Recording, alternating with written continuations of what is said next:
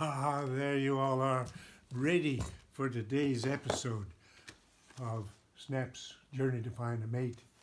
Well, this one is called Rescuing Tag. When first light glowed in the eastern sky, Snap nuzzled Tag. We have to leave here. We're too close to hole in the ground. Tag struggled to his feet. He hurt, but he didn't complain. It was still dark as they prepared to cross the big trail.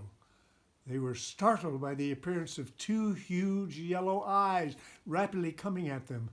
Tag thought the eyes were looking for him. He turned and limped quickly a few paces back into the sagebrush. "Here, stay here," Snap shouted. "Don't let them see you move. Quick, under this tree." Tag was frightened.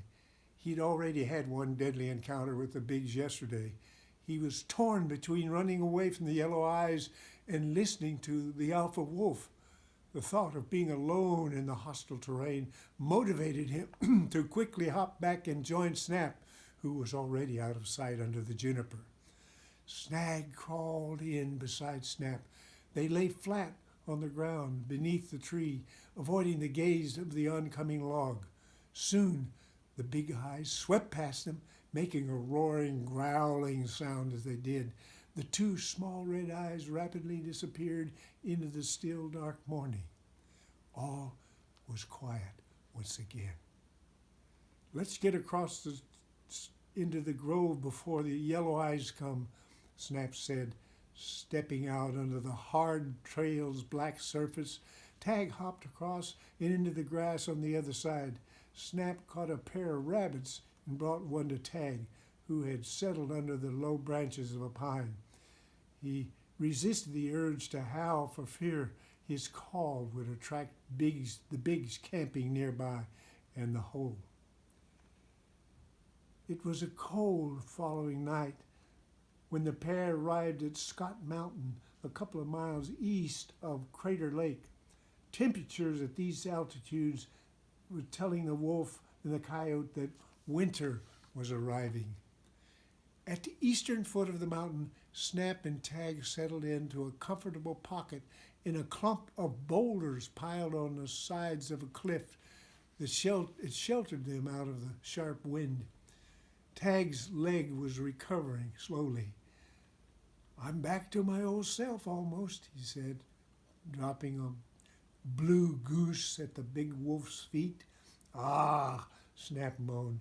"You know I don't like bird feathers. Ah!" "Better than nothing," Tag said, chomping into the lifeless bird. "I'm not so sure," Snap said. "These woods are full of good stuff, and I'm holding out for fur. I'll bring down something tomorrow." "It's okay with me," Tag said, gulping down the last of the grouse. Before curling into his sleeping spot, Snap climbed onto the trunk of a downed tree and howled into the crisp mountain air.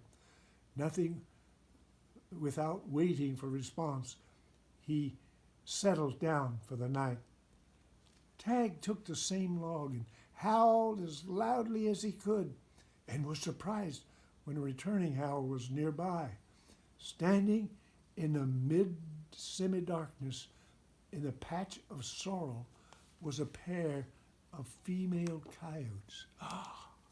You think we're in for an adventure? You get a book, come up and read, or get Snap Wolf's Journey and read about where Snap and Tag are. All right? Do so now, because books are the greatest treasure.